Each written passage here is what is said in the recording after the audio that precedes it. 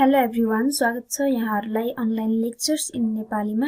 And हामी अहिले एनईभी 11-12 को सी प्रोग्रामिङको प्लेलिस्टमा छौं र हामीले चाहिँ एनईभी 12 को पार्टको फंक्सन हेर्दै छौं र फंक्सनमा हामीले हाम्रो प्रिभियस भिडियोहरुमा फंक्सन भनेको के हो, युजर डिफाइन्ड फंक्सन र लाइब्रेरी फंक्सन भनेको के हो, युजर डिफाइन्ड फंक्सनले चाहिँ के कुरा चाहिँ त्यसमा चाहिँ परेको हुन्छ, त्यसको पार्टहरु हामीले प्रोग्राम गर्दाखेरि अनि त्यसपछि गएर हामीले युजर डिफाइन्ड फंक्सनको चाहिँ टाइप्सहरु जुन हुन्छ आर्गुमेन्टहरुको भरमा चाहिँ जुन रिटर्न टाइप र आर्गुमेन्टको बेस्डमा चाहिँ types of user defined function छ त्यो सबै कुरा हेरिसक्यौं र हामीसँग नेक्स्ट छ कन्सेप्ट अफ स्टोरेज भन्ने छ हामीसँग नयाँ टपिक।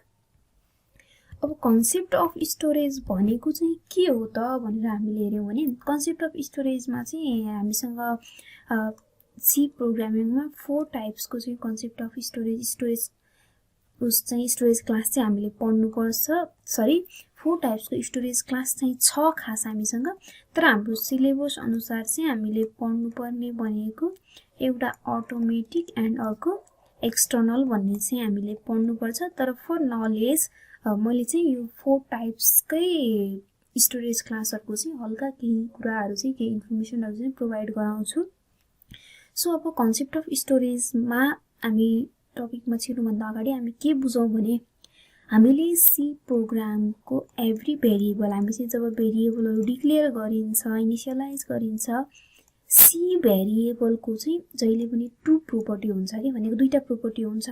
एउटा प्रोपर्टी चाहिँ के हो, त्यसको टाइप हो, अनि अर्को प्रोपर्टी भनेको चाहिँ के हो, स्टोरेज क्लास हो।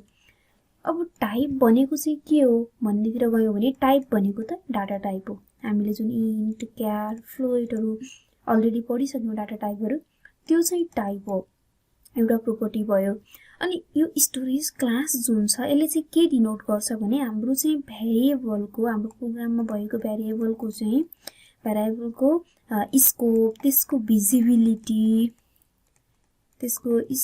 भिजिबिलिटी अनि त्यसको चाहिँ लाइफ टाइम यो कुराहरुसँग चाहिँ रिलेटेड हुन्छ कि स्टोरेज क्लास भनेको। अब यो कुराहरुमा चाहिँ अब लाइफ टाइम भनेको चाहिँ के हो त, अब स्कोप भनेको अब यहाँ यो स्कोप भनेको त्यो भेरिएबललाई हामीले चाहिँ कुन कहाँबाट चाहिँ एक्सेस गर्न सकिन्छ। एउटा भेरिएबल डिक्लेयर गर्यो, अब यो एउटा यो ब्लक हो भन्ने हामीलाई थाहा छ, यो भित्र डिक्लेयर गरेको छ भने त्यसलाई बाहिर चाहिँ हामीले चाहिँ युज गर्न पाउँदैन नि त भनेको त्यसको स्कोप चाहिँ यो ब्लक भित्र मात्रै भयो के। अथवा हामीले जुन चाहिँ प्रोग्राम चाहिँ हाम्रो मेन स्टार्ट हुने बित्तिकै हामीले त्यहाँ भेरिएबल डिक्लेयर गरेको छ भने मोस्टली त्यो भेरिएबल चाहिँ के हुन्छ, पब्लिक हुन्छ। त्यसलाई चाहिँ हाम्रो प्रोग्रामको एभ्री पार्टबाट हामी एक्सेस गर्न सकिन्छ, युज गर्न सकिन्छ।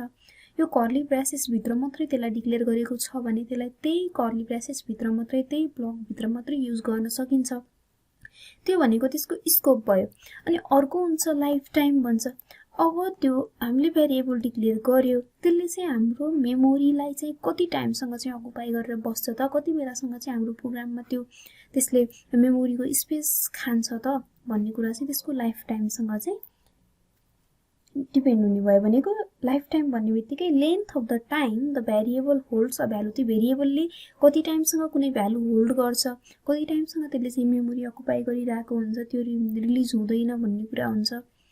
अनि कुनै भ्यालु त्यसले चाहिँ अब a = हामीले कति आयो त्यसको रिजल्ट 20 आयो भने त्यो 20 त्यसले कति बेलासम्म लिएर बस्छ भन्ने कुराहरु चाहिँ त्यसको लाइफ टाइममा चाहिँ भयो।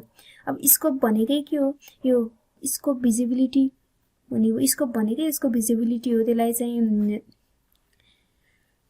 त्यसको एक्सेसिबिलिटी पनि भनेर भनिन्छ। भिजिबिलिटी भन्ने बित्तिकै त्यसलाई कहाँबाट एक्सेस गर्न सक्ने नसक्ने भन्ने कुराहरु हुने भयो। सो अब अर्को कुरा चाहिँ हामीले अब यसको सिन्ट्याक्स हुन्छ हामीसँग। स्टोरेज क्लासको सिन्ट्याक्स चाहिँ कस्तो हुन्छ भने स्टोरेज क्लास हुन्छ,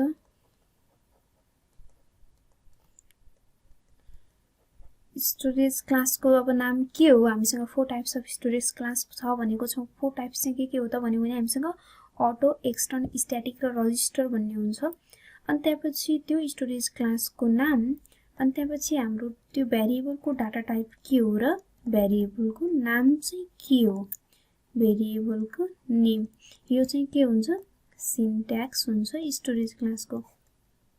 अब यहाँ हेरौँ, storage class represent the visibility and location of variable.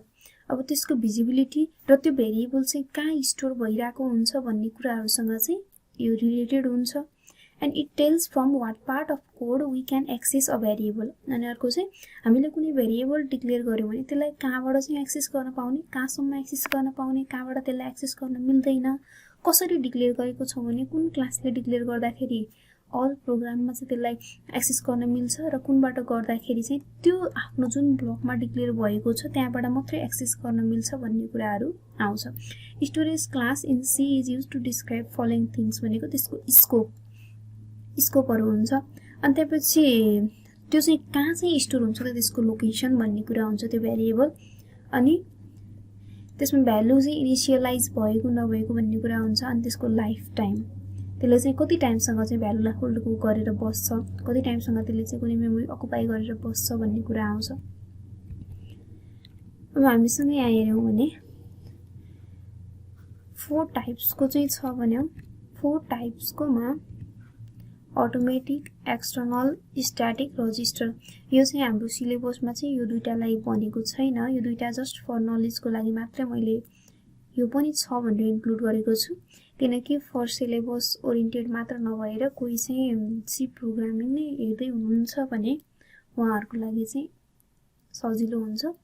अब अटोमेटिक भनेको चाहिँ के हो भने यो चाहिँ एउटा लोकल भेरिएबल नै हो। यसलाई लोकल भेरिएबल भनेर पनि भनिन्छ, एक्सटर्नललाई ग्लोबल भेरिएबल भनेर पनि भनिन्छ। यो चाहिँ ब्लक विथिन ब्लकमा चाहिँ के हुन्छ डिक्लेयर हुन्छ। यो चाहिँ त्यो ब्लक बाहिर चाहिँ जुन मेन फङ्सन हुन्छ त्यो फङ्सनको ब्लकबाट बाहिर चाहिँ टपमा चाहिँ त्यसलाई के गरिएको हुन्छ डिक्लेयर गरिएको हुन्छ। अनि त्यसपछि यो चाहिँ स्ट्याटिक चाहिँ कन्स्ट्यान्ट हुन्छ। अनि यसको भ्यालु चाहिँ के हुन्छ अल फङ्सन कलमा चाहिँ त्यही हुने भयो कन्स्ट्यान्ट भन्ने बित्तिकै। अनि रजिस्टर भनेको चाहिँ यो कुनै पनि रजिस्टरको केसमा चाहिँ कुनै पनि भ्यालुहरू सिपियु रजिस्टरमा चाहिँ सिपियुको मेमोरीमा भन्दा सिपियुमा आएर चाहिँ त्यो रजिस्टरमा चाहिँ स्टोर हुन्छ। अब रजिस्टर भनेको के हो भनेर चाहिँ हामीले हाम्रो एउटा सिपियु भित्रकै पार्ट हो, सानो मेमोरी हो, मेमोरी स्पेस जुन चाहिँ हाम्रो सिपियु भित्रै पर्छ भनेपछि यहीँ भित्र कुनै भेरिएबल स्टोर भएको छ भने हाम्रो प्रोग्राम रन गर्ने केसमा त्यो भेरिएबल चाहिँ कहाँ छ भनेर मेमोरीमा खोज्न जानु पर्दैन के। त्यही भएर चाहिँ त्यो टाइम चाहिँ बच्ने भयो नि त। त्यही भएर यो गर्दाखेरि चाहिँ स्पिड चाहिँ फास्टर हुन्छ। अब यिनीहरूको लागि किवर्ड हेऱ्यो भने अटोमेटिकको लागि अटो छ, एक्सटर्नलको लागि एक्सटर्नल, स्ट्याटिक, रजिस्टर छ। यो इनसाइड फङ्सन डिक्लेयर गरिन्छ, आउटसाइड द फङ्सन डिक्लेयर गरिन्छ, स्ट्याटिक पनि इनसाइड हुन्छ, रजिस्टर पनि इनसाइड हुन्छ। अब यसको लाइफ टाइम चाहिँ कति हुन्छ, अब त्यसको लाइफ टाइम चाहिँ त्यही जुन फङ्सनमा डिक्लेयर गर्यो त्यही भित्रसम्म मात्रै हुन्छ। एक्सटर्नल ग्लोबलको चाहिँ अल ओभर द प्रोग्राम, त्यो प्रोग्राम चाहिँ सकिन्जेलसम्म हुन्छ। अनि स्ट्याटिकको केसमा चाहिँ के हुन्छ, यसको लाइफ टाइम भनेको till the end of the program भनेको यो चाहिँ डिक्लेरेसन इनसाइड फङ्सन गरिएको हुन्छ तर त्यसले चाहिँ जुन त्यो त्यसको लाइफ टाइम हुन्छ, लाइफ टाइम चाहिँ त्यो प्रोग्रामको इन्डसँग नै हुन्छ यसको लाइफ टाइम चाहिँ। अनि रजिस्टरको चाहिँ त्यही फङ्सनमा मात्रै हुन्छ लाइफ टाइम। अब यसको अर्को कुरा हामीले स्टोरेज क्लासमा मेमोरीसँग रिलेटेड कुरा, लोकेसन चाहिँ कहाँ स्टोर हुन्छ त्यो भेरिएबल भन्ने कुरा चाहिँ छ। अटोमेटिक छ भने त्यो स्ट्याकसँग चाहिँ स्ट्याकमा हुन्छ, एक्सटर्नल छ भने सिपियु मेमोरीमा चाहिँ जुन ग्लोबल छ त्यो सिपियु मेमोरीमा गएर बस्छ, स्ट्याटिकको केसमा पनि सिपियुको छुट्टै मेमोरीमा गएर बस्छ भने रजिस्टर भनेको चाहिँ सिपियुको रजिस्टरमा गएर बस्छ। अनि इनिसियल भ्यालुहरू चाहिँ अब यसको इनिसियली चाहिँ यसमा चाहिँ के भ्यालु हुन्छ भन्ने हेऱ्यो भने अटोमेटिक एन्ड रजिस्टरमा गार्बेज भ्यालु छ भने एक्सटर्नल स्ट्याटिकमा चाहिँ इनिसियली चाहिँ भ्यालु 0 हुन्छ। अब एक्जाम ओरिएन्टेड भएर हेर्दा चाहिँ हामीलाई सिलेबसले दिएको भनेको अटोमेटिक र एक्सटर्नल स्टोरेज क्लास हो। सो हामीले त्यसलाई हेऱ्यौँ भने अटोमेटिक भनेको चाहिँ अटो किवर्ड युज हुन्छ भनिसक्यौँ। अनि यो चाहिँ अटोमेटिक भनेको विदिन फङ्सन डिक्लेयर हुन्छ। अनि त्यसपछि त्यसको लाइफ टाइम भनेको पनि त्यही फङ्सनभित्र मात्रै हुन्छ। अनि यसलाई चाहिँ डिक्लेयर गर्दाखेरि द्याट कन्टेन सम केही गार्बेज भ्यालु चाहिँ त्यसले कन्टेन गरेको हुनसक्छ। यसलाई लोकल अथवा इन्टरनल भेरिएबल भनेर पनि भनिन्छ किनभने यो एउटै त्यही ब्लकभित्र मात्रै युज भयो कि त्यो चाहिँ त्यही भित्रको मात्रै लोकल भयो, बाहिरबाट त्यसलाई चाहिँ एक्सेस गर्न मिलेन। एन्ड इनिसियली चाहिँ यसले कुनै गार्बेज भ्यालु बाई डिफल्ट चाहिँ लिएको हुन्छ। अनि यो प्रोग्राम एक्जिक्युसन भयो, यो यहाँ आएपछि कि इनिसियलाइज भएर एक्जिक्युसन भयो। अब यो चाहिँ फंक्सन चाहिँ इन्ड हुने बित्तिकै त्यो जुन भेरिएबल यहाँ थियो त्यो डिस्ट्रोय हुन्छ, त्यसको लाइफ टाइम चाहिँ के हुन्छ, सकिन्छ। एन्ड सो त्यसको लाइफ टाइम सकिएपछि त्योबाट बाहिर चाहिँ हामीले त्यो फंक्सनलाई जुन त्यो भेरिएबल छ त्योभन्दा बाहिरको फंक्सनमा चाहिँ हामी एक्सेस गर्न सकिदैन। अनि एक्सटर्नलको केसमा चाहिँ हामीले हेर्यौं भने यसमा चाहिँ एक्सटर्नल किवर्ड युज हुन्छ। अनि त्यसपछि यसलाई चाहिँ हामी ग्लोबल भेरिएबल भनेर पनि भनिन्छ, यहाँ भनेको छ। अनि त्यसपछि यसलाई चाहिँ एबोभ मेन फंक्सन चाहिँ डिक्लेयर गरिन्छ भनेको कुनै पनि एउटा स्पेसिफिक ब्लक भित्र नभइकन मेन फंक्सनबाट बाहिर नै त्यो कुनै पनि ब्लक भित्र चाहिँ यसलाई डिक्लेयर गरिदैन। यसको इनिशियल भ्यालु भनेको 0 हुन्छ। अनि चाहिँ डिक्लेरेसन पार्ट चाहिँ यो चाहिँ के हुन्छ भने यो फर्स्टमा डिक्लेयर यसको यो डिक्लेयर मात्रै गर्छ। अनि डिक्लेयर गरेपछि हामीलाई जहाँ जहाँ चाहिन्छ चाहिएको केसमा चाहिँ त्यसको भ्यालु चाहिँ के गर्न सक्छ, डिफर गर्न सक्छ। एन्ड यसको मेमोरी चाहिँ त्यसलाई डिफाइन गर्ने बेलामा हामीले जुन फंक्सनमा फंक्सन डेफिनेसन, फंक्सन डिक्लेरेसन भन्ने कुराहरु अलरेडी आइसक्यो। फंक्सन डेफिनेसनको पार्टमा चाहिँ यसको मेमोरी चाहिँ अलोकेट हुन्छ। सुरुमा डिक्लेरेसन नै गर्दाखेरि चाहिँ यसको किवर्ड त अब सुरुमा डिक्लेरेसन पार्टमै किवर्डलाई डिक्लेयर गरिन्छ।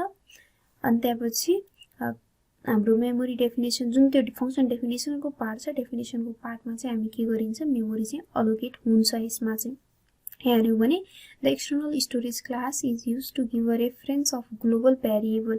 यो चाहिँ ग्लोबल भेरिएबलको रेफरेन्स दिनको लागि चाहिँ हामीले चाहिँ युज गरिन्छ। and that is visible to all program files when we use external variable that can be initialized। भनेको यसको चाहिँ इनिशियल भ्यालु 0 हुन्छ भनेर भन्यो नि हामीले। भनेको सुरुमा यसमा चाहिँ कुनै गार्बेज भ्यालु चाहिँ इनिशियलाइज हुँदैन।